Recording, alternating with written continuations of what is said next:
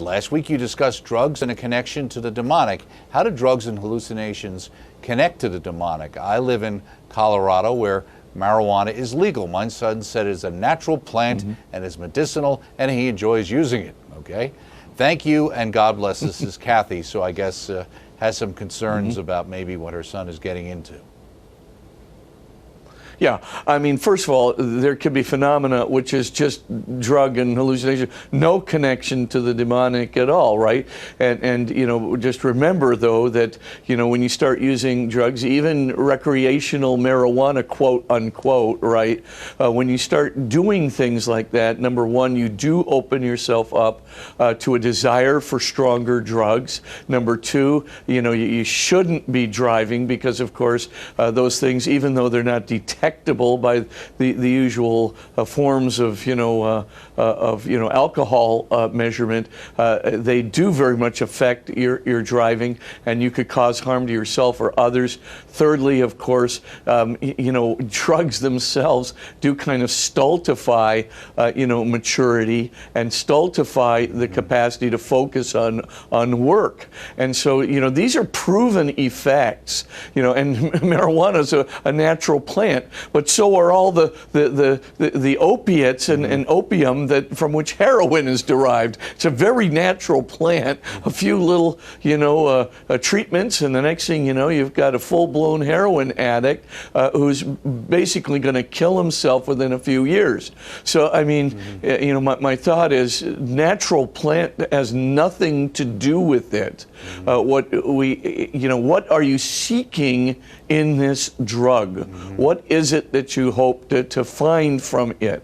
And if the idea is, I find it recreational to hallucinate or relaxing to hallucinate, etc., just to feel free, just remember it's having effects on you psychologically. It's having effects on your focus, your ability to focus and concentrate on your work. It's having effects on driving and the way you're going to take care of your family in the future. And it's having effects in terms of the desires that you're opening yourself up to for more drugs, higher highs, etc. Right. Now, of course, can the demonic, take advantage of people who are in a drugged state? Absolutely. I mean, where does the demonic like to go? It likes to go right to the subconscious. I mean, this is a well-known fact, right? I mean, he can't take over your soul, right? He can't take over, in a sense, your conscious mind, but he can certainly be present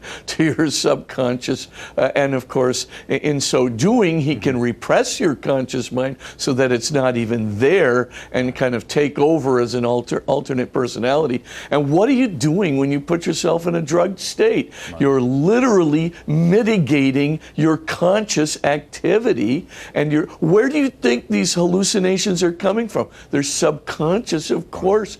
They're emerging from your subconscious, etc. And you're opening yourself to any kind of influence on the subconscious, not just the drug influence, not just the dream influences that you have, and even the very destructive dream influences that you can have within the subconscious, or traumatic influences that you remember in the subconscious, but you're also allowing yourself to have opening yourself to the demonic influences of the subconscious. So yes, there certainly is an openness to that. I'm not saying that it's going to happen all the time. What I am saying is you do open yourself to an increase in the demonic. And secondly, I mean, drugs are drugs. I just don't think they're good for you at all. I think the idea of being a natural plant, I mean, all drugs, I'm sure, are derived in some sense from quote unquote natural chemicals. Right. So for all intents and purposes, though, that certainly is not an excuse for the healthiness of it. It isn't there's nothing healthy about it.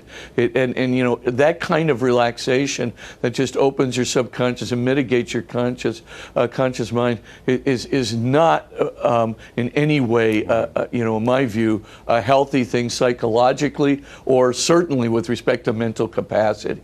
Well, certainly it also is the situation, as we know from those situations, whether it's alcohol or drugs or things like that, and many people will later say, you know, I did these things that I didn't realize what I was doing. I became open to something Right. they would never have thought of doing before because of that Right. kind of state they put themselves into. Absolutely.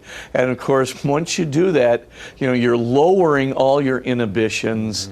And when you lower your inhibitions, you know, of course, the demonic loves that. But of course, your subconscious mind wanders where it will.